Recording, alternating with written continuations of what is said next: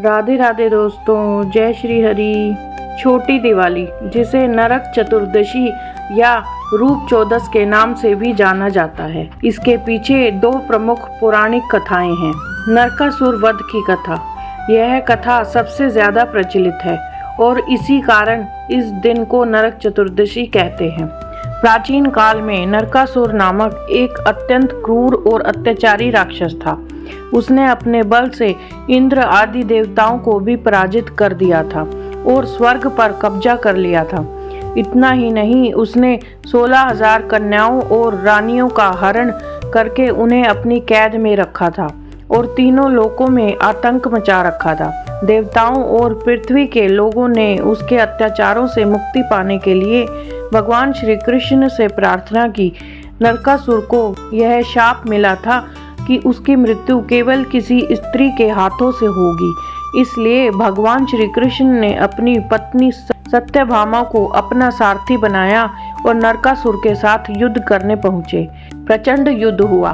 जब नरकासुर ने भगवान श्री कृष्ण पर वार किया तो सत्यभामा ने क्रोधित होकर बाणों की वर्षा कर दी और अंततः उन्होंने ही नरकासुर का वध किया।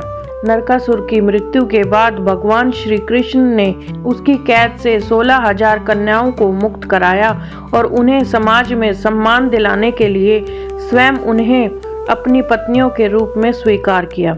नरकासुर के वध से चारों ओर अंधकार और बुराई का अंत हुआ, शुभता का प्रकाश फैला।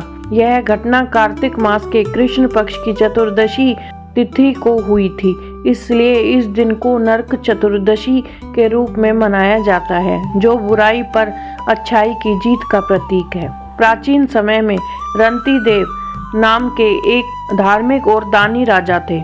उन्होंने अपने पूरे जीवन में कभी कोई पाप नहीं किया था। जब उनका अंतिम समय आया तो उन्हें लेने के लिए यमदूत आए। यमदूतों को देखकर राजा आश्चर्यचकित हुए और उन्होंने पूछा कि मैंने तो कभी कोई पाप नहीं किया, फिर भी क्या मुझे नरक जाना पड़ेगा? इस पर यमदूतों ने कहा कि एक बार आपके द्वार से एक भूखा ब्राह्मण बिना भोजन ग्रहण किए लौट गया था, यह उसी पाप का फल है।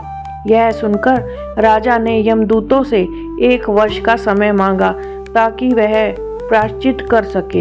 यमदूतों ने उन्हें समय दे दिया। राजा ने तुरंत गुरु वशिष्ठ के पास जाकर इसका उपाय पूछा। गुरु वशिष्ठ ने उन्हें बताया कि कार्तिक मास के कृष्ण पक्ष की चतुर्दशी तिथि को व्रत करें और भगवान श्री कृष्ण की पूजा करें, साथ ही ब्राह्मणों को भोजन कराकर उनसे क्षमा मांगे। राजा ने ठीक वैसा ही किया। इस व्रत और पूजा के प्रभाव से राजा पाप मुक्त हो गए और उन्हें विष्णु लोक की प्राप्ति हुई। तभी से यह मान्यता है कि नरक चतुर्दशी के दिन यमराज के निमित्त दीपदान करने और भगवान की पूजा करने से व्यक्ति को नरक की यातनाओं से मुक्ति मिलती है और अकाल मृत्यु का भय दूर होता है। इस प्रकार छोटी दिवाली का पर्व हमें बुराई पर अच्छाई की विजय और स्वच्छता, सौंदर्य तथा धर्म के महत्व को याद दिलाता है। आपको मेरी ये वीडियो कैसी लगी कमेंट करके ज़रूर बताएं। साथ ही मेरी वीडियो को लाइक कीजिए और मेरे चैनल को सब्सक्राइब कीजिए। धन्यवाद। राधे राधे। जय श्री हरि।